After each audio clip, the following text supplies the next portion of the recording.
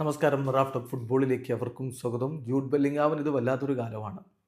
അദ്ദേഹത്തിന് ലാലിഗയിലെ 2 മത്സരങ്ങളിൽ വിലക്ക് ഏർപ്പെടുത്തിയിരിക്കുകയാണല്ലോ. റഫറിയോട് എഫ് വേർഡ് പറഞ്ഞു എന്നുള്ളത് കൊണ്ട് അദ്ദേഹത്തിന് ലാലിഗയിൽ 2 മത്സരങ്ങളിൽ വിലക്ക് ഏർപ്പെടുത്തിക്കൊണ്ട് ഇന്നലെ ഒഫീഷ്യലായിട്ട് കാര്യങ്ങൾ വന്നിരുന്നു. റയൽ അതിന് അപ്പീൽ പോവും എന്നാണ് റിപ്പോർട്ടുകൾ. അതോടൊപ്പം ഇന്നലെ നടന്ന യുവേഫ ചാമ്പ്യൻസ് ലീഗ് മത്സരത്തിൽ മാഞ്ചസ്റ്റർ സിറ്റിക്കെതിരെ യെല്ലോ കാർഡ് കണ്ടതോടെ അടുത്ത റയലിൻ്റെ UCL മത്സരവും അദ്ദേഹത്തിന് നഷ്ടമാകും. ചുരുക്കത്തിൽ ലാലിഗയിലെ അടുത്ത 2 മത്സരങ്ങൾ അദ്ദേഹത്തിന് നഷ്ടമാകും.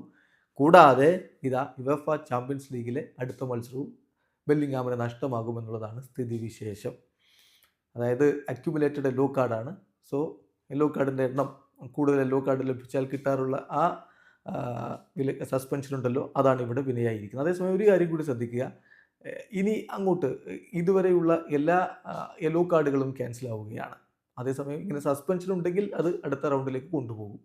ഇതാണ് യുവേഫ ചാമ്പ്യൻസ് ലീഗിൻ്റെ റൂള്. സോ ഇപ്പോൾ റയൽ മാഡ്രിഡിന് തിരിച്ചടി. അടുത്ത യുവേഫ ചാമ്പ്യൻസ് ലീഗ് മത്സരത്തിൽ അവർക്ക് താരത്തെ കളിപ്പിക്കാൻ പറ്റില്ല എന്നുള്ളതാണ്. അടുത്ത കളി ആരായിരിക്കും റയൽ എതിരാളികൾ? അത് കാത്തിരുന്ന് കാണണം. നറുക്കെടുപ്പ് നാളെയാണ്. 2 ടീമുകളാണ് അവരുടെ എതിരാളികളായിട്ട് വരാൻ ഇപ്പോൾ സാധ്യതയുള്ളത്. ഒന്ന് Atletico Madrid or buyer Leverkusen. 2 ടീമായാലും കടുത്ത എതിരാളികളാണ് എന്ന കാര്യത്തിൽ തർക്കമില്ല. ഏതായാലും സിറ്റിയെ തകർത്തുകൊണ്ട് ഇതാ റയൽ മാഡ്രിഡ് യുവേഫ ചാമ്പ്യൻസ് ലീഗിൻ്റെ റൗണ്ട് ഓഫ് 16ലേക്ക് കുതിച്ചെത്തിയിരിക്കുന്നു. വീഡിയോ അവസാനിക്കുന്ന ഫുട്ബോൾ ലോകത്തെ കൂടുതൽ വിശേഷങ്ങളുമായി റാഫ് ടോക്സ് കൊണ്ടുവരാം.